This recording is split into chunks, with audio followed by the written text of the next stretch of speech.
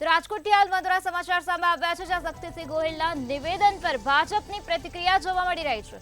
પરસોત્તમ રૂપાલાને આયાતી ઉમેદવાર કહેવામાં આવ્યા છે। ભાજપના પ્રવક્તાએ શક્તિસિંહના વાર પર પલટવાર કર્યો છે। રાજધ્રુવે શક્તિસિંહના વાર પર પલટવાર કર્યો છે। શક્તિસિંહ ભાવનગરથી કચ્છ સુધી લડવા માટે ગયા હતા।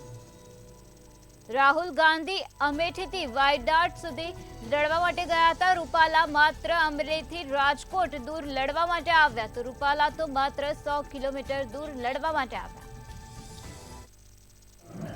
ગુજરાત કોંગ્રેસના પ્રદેશ અધ્યક્ષ શ્રી શક્તિસિંહજીભાઈ ગોહિલને મારે એટલું જ પૂછવાનું છે કે આપે પરસોત્તમભાઈ રૂપાલા વિશે જે અણછાતી વાત કરી, આપને લાગે છે આ યોગ્ય છે?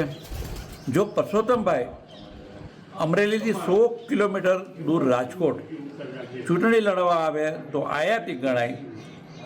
તો મારે શક્તિસિંહજીભાઈ આપને પૂછવું છે, આપના રાષ્ટ્રીય નેતા રાહુલ ગાંધી અમેઠીથી વાયનાડ જાય, 100 કિલોમીટરના દૂરના રૂપાલા સાહેબ આયાતી ગણાય, ભાવનગરથી કચ્છમાં જઈને ચૂંટણી લડનારા શક્તિસિંહજીભાઈ માટે આપણે શું કહેશું?